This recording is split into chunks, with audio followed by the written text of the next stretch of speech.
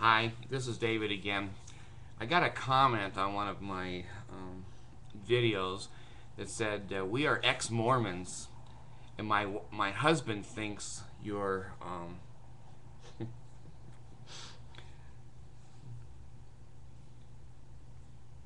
it's funny. I hate getting old. I hate getting old, but what can anyone do? All of our bodies are deteriorating. But anyway, it'll come to me. But she said, well, I like you, but my husband thinks you're not obnoxious. There's another word in there. But anyway, let's go on with the no-show. Anyway, here's what I wanted to cover today. Again, I don't look for this stuff. It just pops up. The comedy of the Mormon culture just goes on and on. I was just sitting here thinking a couple of minutes ago about how the Mormons report to the world that they're so happy, that this is a happy group of people, and yet they have the largest amount of bankruptcies in the United States. They are the #1 prescription addiction people in the United States. They're #3 in obesity. They're #1 in pornography purchased by credit cards. They're #1 in spending the least amount of money on their children in the public schools. So, numbers don't lie. Mormons do. Anyway, here's the latest on a Mormon bishop. And again, it's that they say that they're a peculiar people. They say they're special. They say they're going to heaven. And one of the things I did want to cover in this video, I was thinking, why are the Mormons so susceptible to shit? You just see a big sign that says shit over here, and Mormons come running. Why is it? Well, I've given some thought to it, and I think it's these reasons that have a bearing on it. #1, they're poor. They pay 10% of their income to the Mormon Church, plus a little more, maybe 11 or 12% when you add in all the extra fees they have to pay. So they're struggling.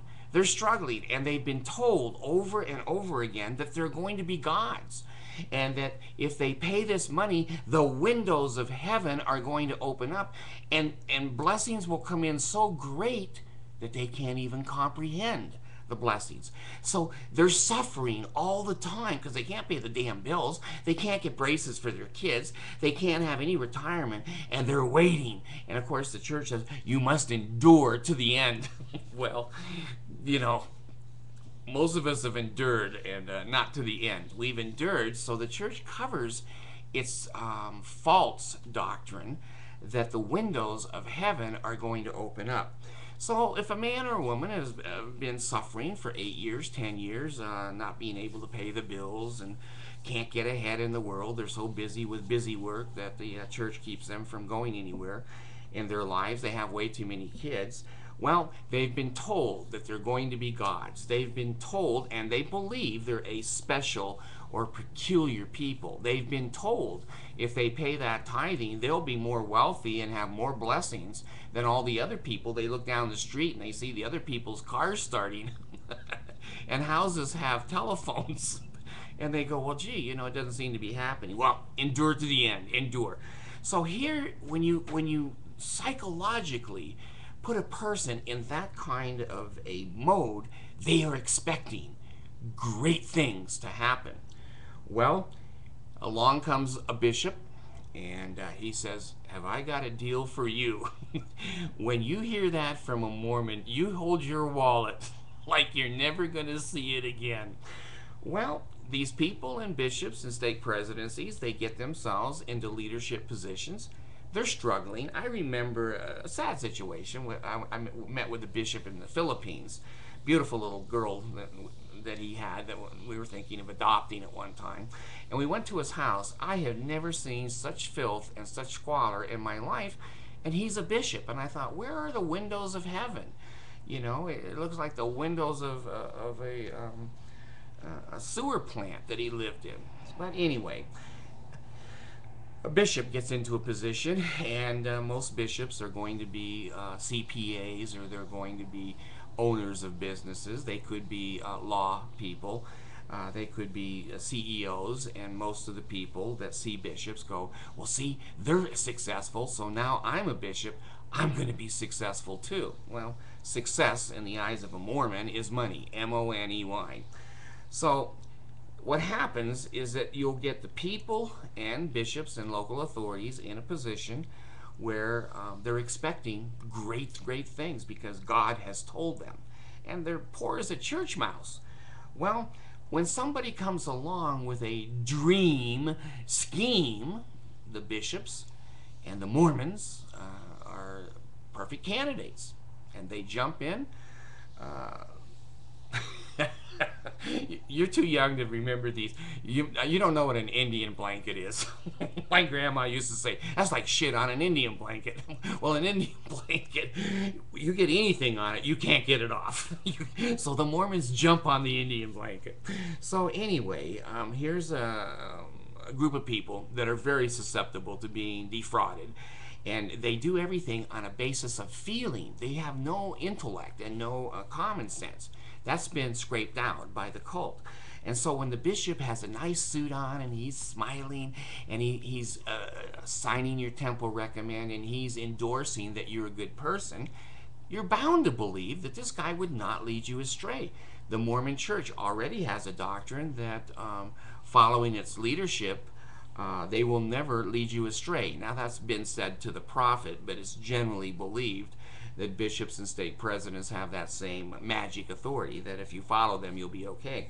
Well, there's a new thing in Utah. I can't remember what the name of it is. I've only seen it the last 2 days, but it's the new multi-level scheme that has now come to Utah. We get one about every 3 to 6 months. There's a brand new Mormon that finds a health remedy or skin remedy or vitamins or success books or whatever, and the Mormons just jump on it like shit on an Indian blanket. Maybe that should be the title of this video. I don't know. But anyway, I wanted to let you know why I think that people are susceptible, and in some ways it's sad. In some ways it's like kicking a puppy. The people come into the church with every high expectation, what they've been told by the missionaries and by people who want to impress them with positive things.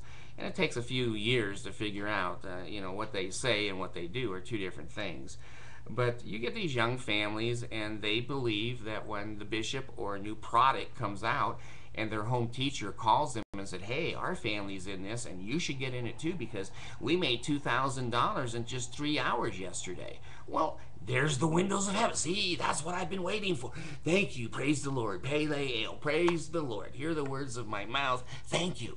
And the little gal in the family, she starts to call for appointments in the middle of the night and making up flyers, and the man is getting appointments, and he's going out and he's trying to get his friends in the Mormon church to be his, what they call it, down the road. It's not down the road. Downline. Jesus. It's a downline. So he's on the upline. So he makes money off of all the people on the downline that buy the stupid stuff. Well, anyway, they're susceptible, they're poor, they're looking, and they've been promised the windows of heaven, and when they hear these deals that are too good to be true, the Mormons go, no, it's not too good to be true. I've earned this. I've suffered. I've endured to the end, and here is my reward. Let me pick up this article for you here, and again, it's just what we're talking about. Okay, it says a former Connecticut Mormon bishop pleads not guilty to fraud. Well, they're never guilty. They're never guilty. Okay, this happened in Trumbull Church. I don't know where that is. I lived in Massachusetts, and I've been in Connecticut a lot. But he stole $400,000 from his congregation.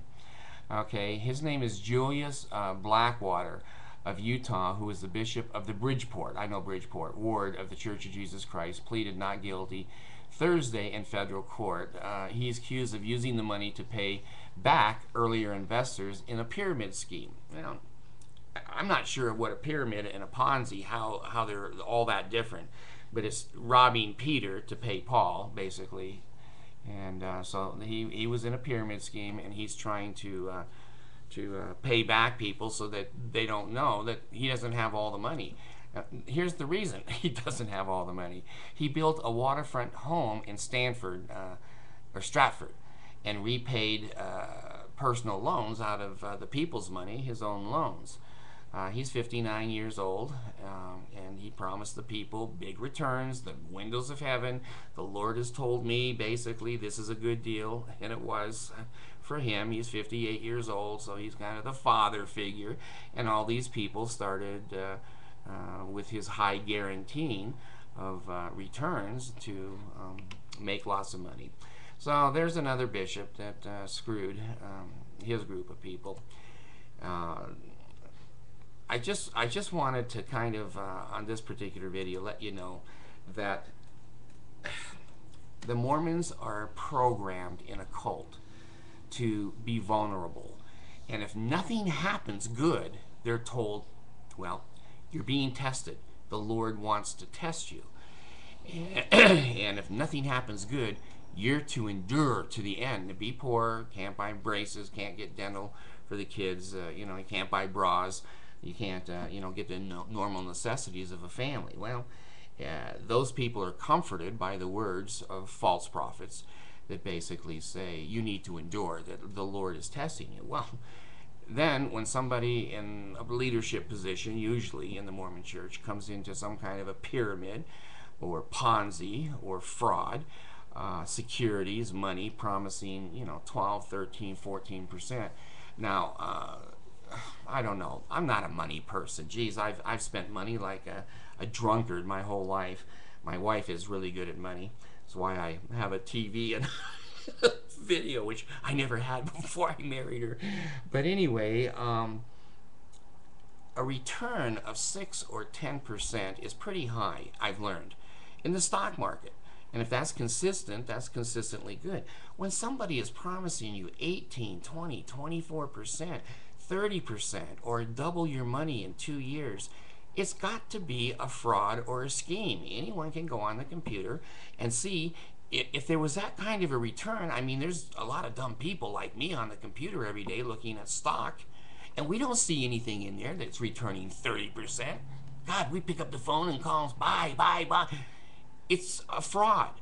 But the Mormons don't see that. They see their bishops and they have a warm feeling, and they've always liked him, and he came over with cookies one day, and the bullshit goes on and on. So they're programmed to look for the windows of heaven, and usually the windows of heaven sound a lot like a jail cell closing because people are stealing their money. And we have in Utah here TV ads that warn people of fraud. The fraud is so big in this state that we have a lot of public service announcements that say, look for these red flags, look for this, look for that, trying to educate the people. And then once these Ponzi people, their bishops and stake presidents, get into the court system, the courts are all run by the LDS Church. If you're not LDS, you'll spend some long time and hard time in prison. If you're LDS, you may get, time served, or you may get 10 months probation and cleaning up the park. You know how that goes. I've had videos on that too. So anyway, this bishop ripped his people off, and everyone will say to me, well, why do you just have to report on the Mormons? Well, again, I've told you several times on several videos, because the Mormons say they're special. They're closer to God. They have a happy lifestyle. The number one categories that they have of difficulties in life, I think they're number 3 or 4 in molestation too, child molestation. So they're not a happy people. They're not a successful people. They're people that rob, cheat, and steal from each other, and they lie, and you have to see what they do, not listen to what they say. You have to have an open mind and an open heart and go take a look at what they see or what they say. So anyway, I just wanted to give you that report on that bishop, and again, welcome to Mormonism.